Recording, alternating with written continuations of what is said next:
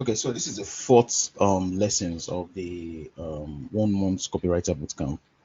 So we've run through about 3 classes now, and then this is going to be our final class. In addition to the final project, which we are going to send to you guys to complete to be able to get the certificate.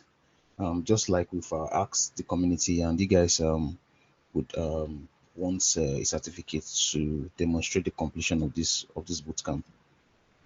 All right. So last week we talked about a few things, and the first one was the advanced copywriting concepts. So we touched different areas in copywriting, which um, are kind of like beyond the basics of copywriting.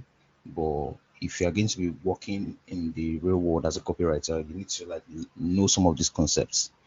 And then we talked about the copywriting in the real world itself. That is the processes that you follow as a copywriter. How do you go from getting the brief to working with the your team members and the like? So just like kind of like go through that more or less like an overview, because every agency, any company, they have their own process. So you probably would have to, do some onboarding to know how they, run things in the company. Okay, so we also went through a project, more or less like an over-the-shoulder project, which ran for over an hour. So we took an existing copy, and then we adapted it for a different use case, a different brief, and then we went ahead to write the copy in real time. And the people that were on the live class, contributed in one way or the other. And then we ended with a Q&A for the class.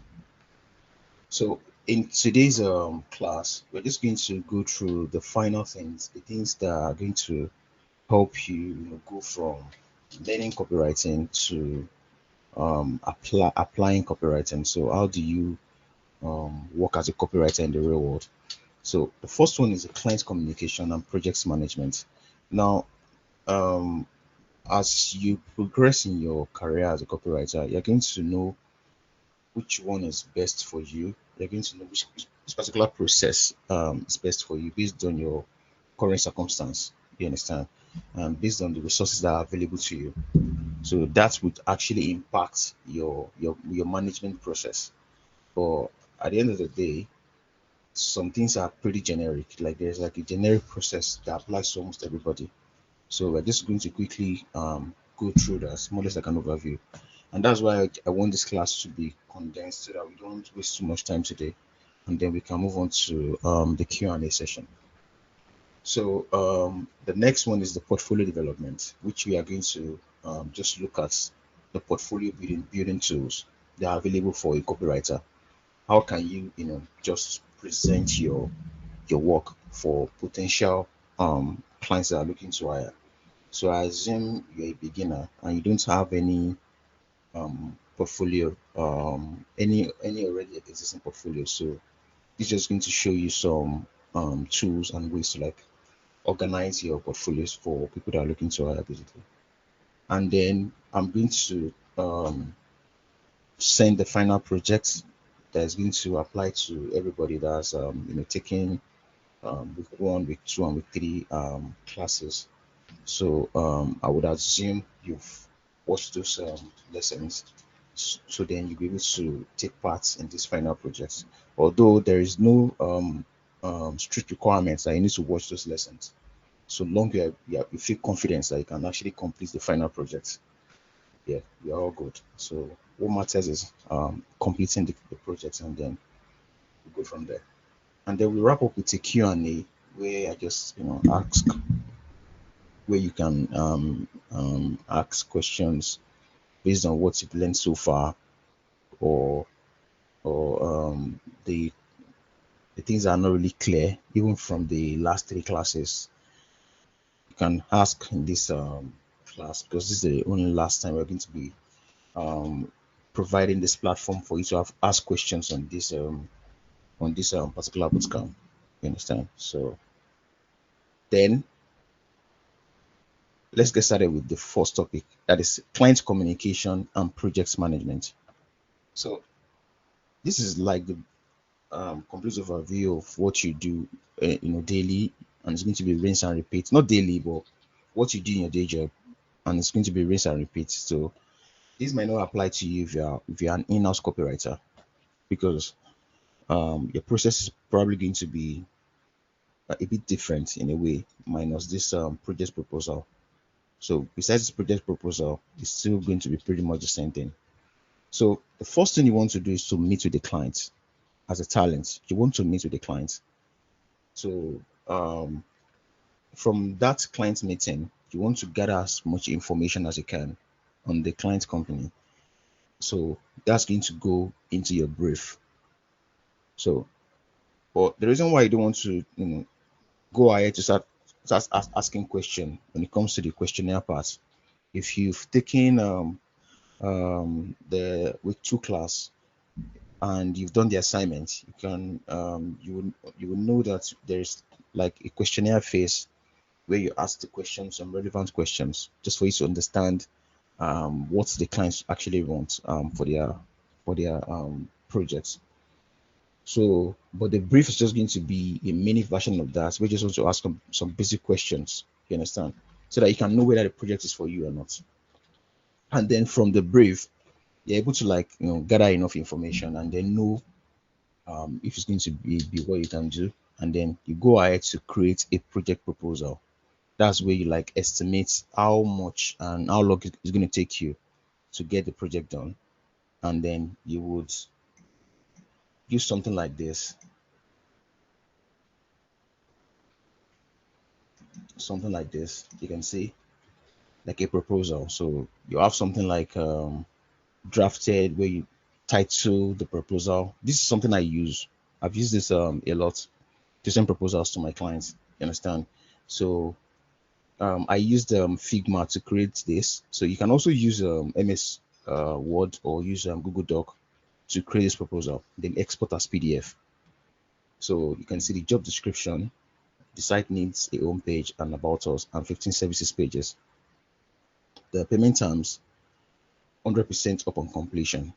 Now, this is for clients that I trust, and based on how the client also trusts you, you can also use something like this. For the ideal way to go about it is 50% upfront, then 50% after completion. That's like the ideal way to go about it.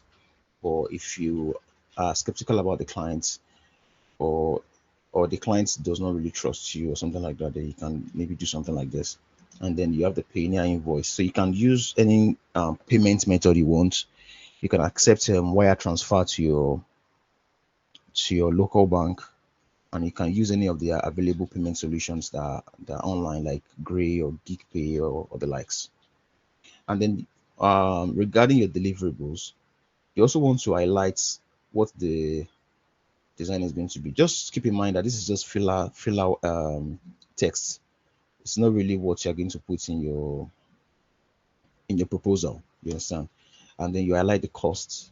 So for the deliverable, so you can write something what's it called, let's say um home page copy or landing page copy, if that's going to be the final deliverable. And then details, you write. The reason why I didn't want this, I did, because I edited this myself, but I didn't want it to be copywriting kind of proposal, because I know a lot of people will probably just run with that, and that's what they will keep using. So I want you guys to be a bit creative in your own way and fill this up in your own words, you understand. So it can be landing page copy, and then you can fill in the details of what you are going to do, and then the costs. And then this one is just to let the clients know that you are giving them a discount without having to say that, you understand. So revisions, because you want to actually limit revisions as much as you can. There are some clients that will wear you out with revisions, because you want to make that clear that you're only offering 2 revisions for the job. But you also want to be able to just say this if you are very confident about what you can deliver, you understand. If you are still at the beginning stage of being a copywriter, you don't want to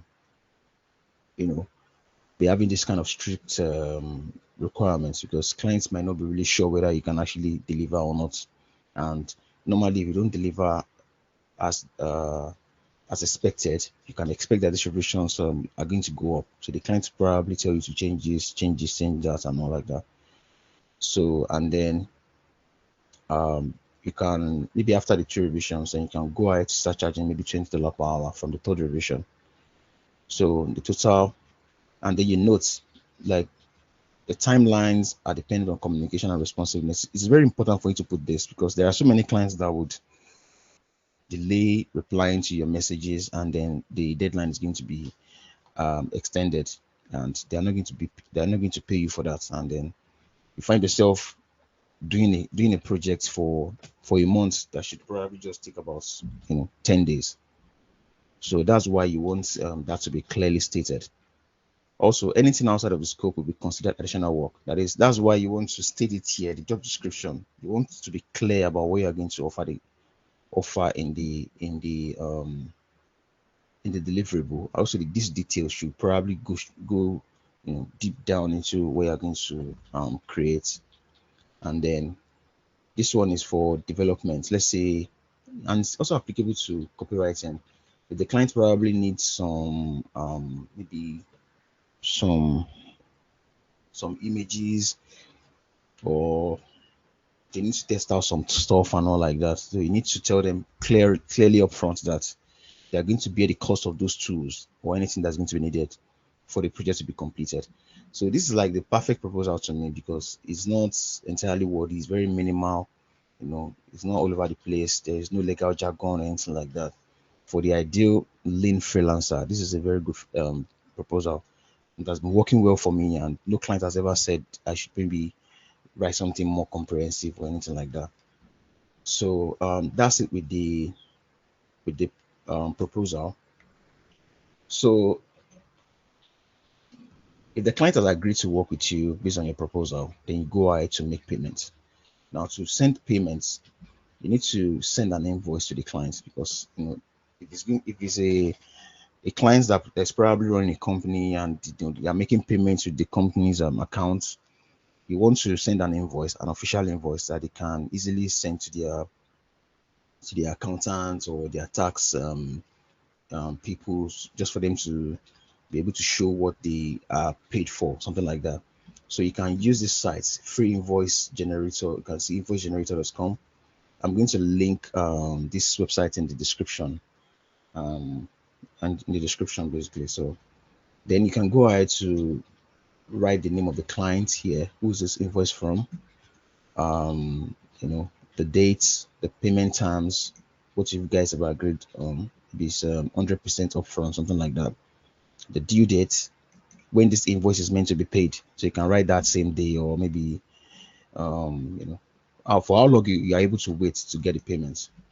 Okay, who is this invoice from is you. This has to be your name. Who is this invoice to? The client's name. So you can put the client's email, you can put it here in the description of the service. This thing is pretty straightforward. And then you go ahead to download the invoice. You also have an option to send to the client's email.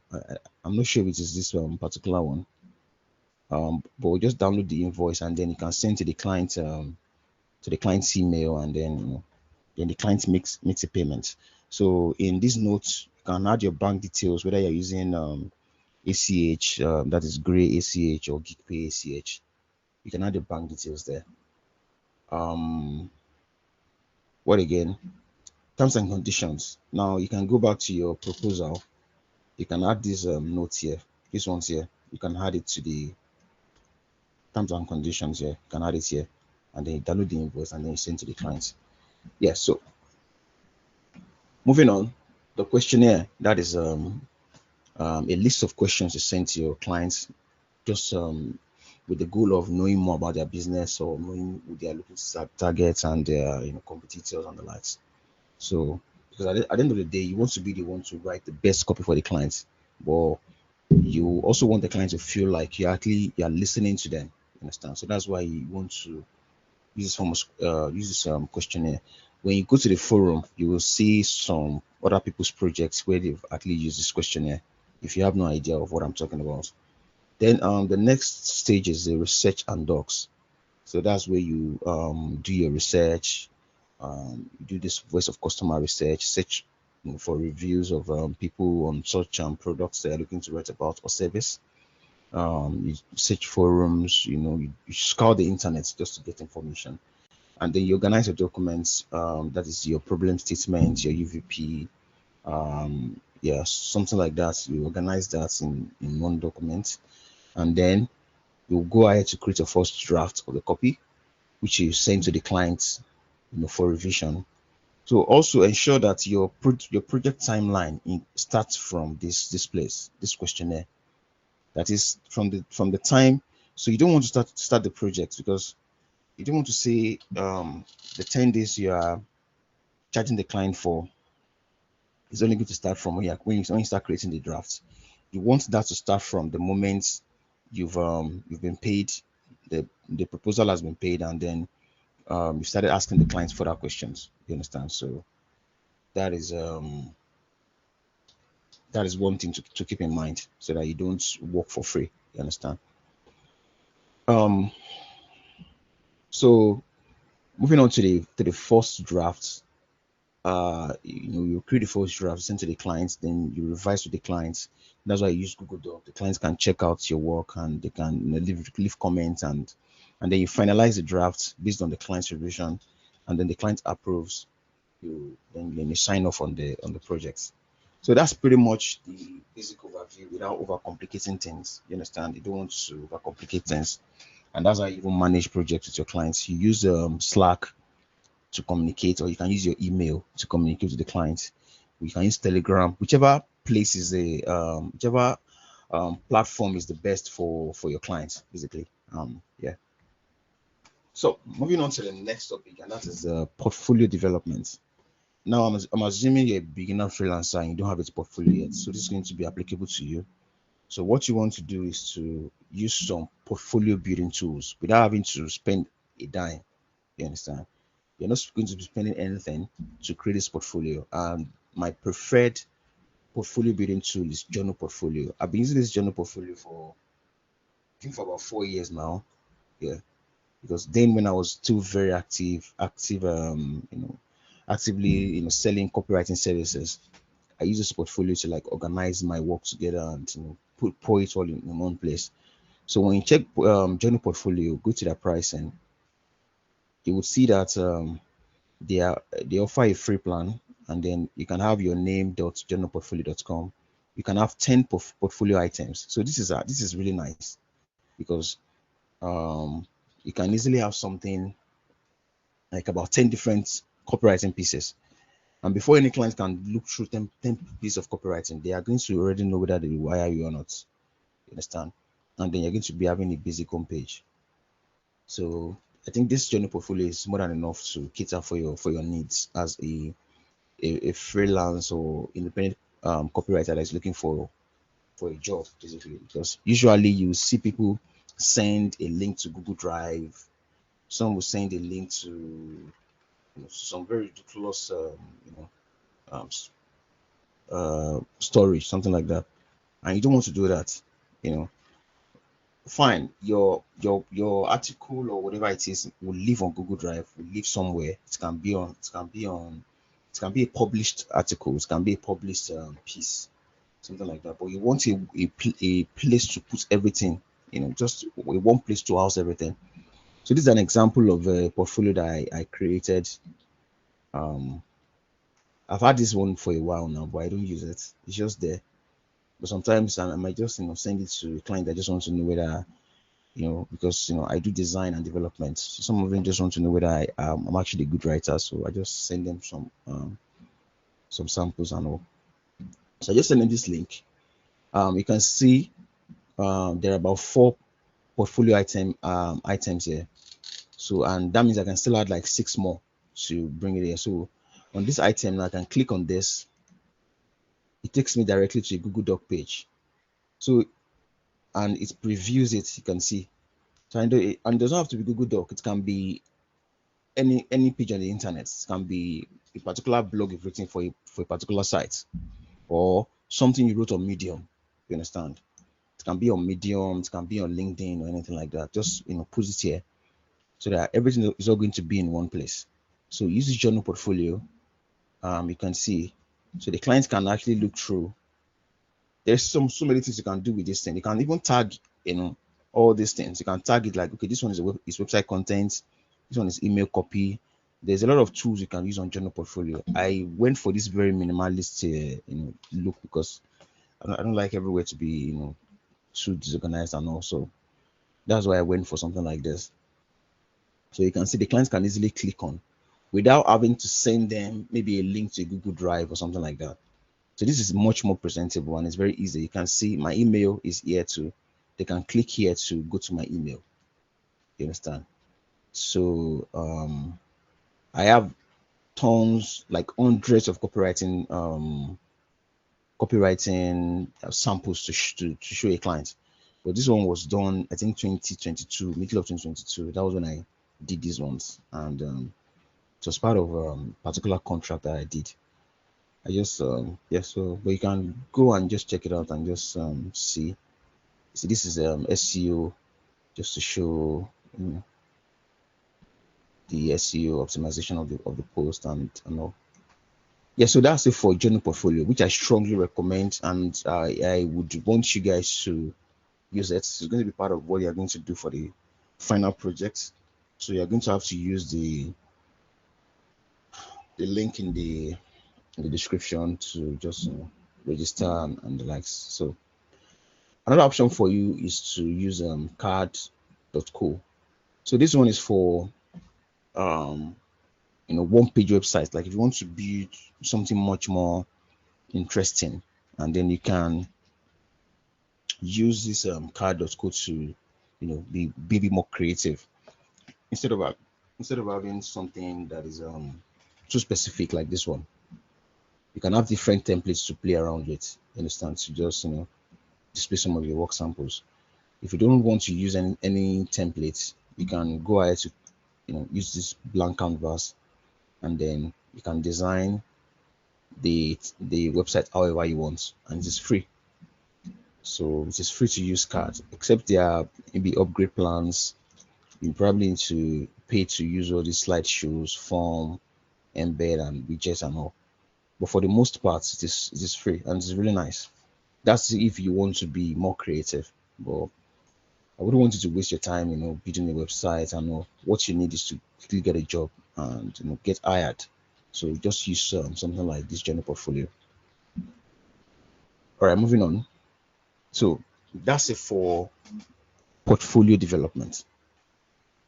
So the final project, I'm going to send the final project to the forum, and I'm going to follow up with you guys when it's ready. So latest Monday morning, the final project is going to be on the site, and then you guys can get started on the final project, and then be given your certificates as needed. But there's going to be like a requirements, like a grading, a marking scheme basically, that we're going to use to know if you've passed or not. And then, but don't worry, we are going to ensure that everybody's going to actually get to the desired score mark, because we're going to actually have to go in depth with revising all of your assignments and your projects, so that you can actually do something. So that's pretty much it. So you guys should let me know if you have any question based on what we've talked about so far. We're going to start the Q&A session in it should be in 25 minutes. Yeah, that should be 9 p.m. So it's not yet time for the Q&A session, but we are still going to use the same link for the Q&A session. But you guys can let me know whether you have any question based on what we've talked about so far. You can let me know.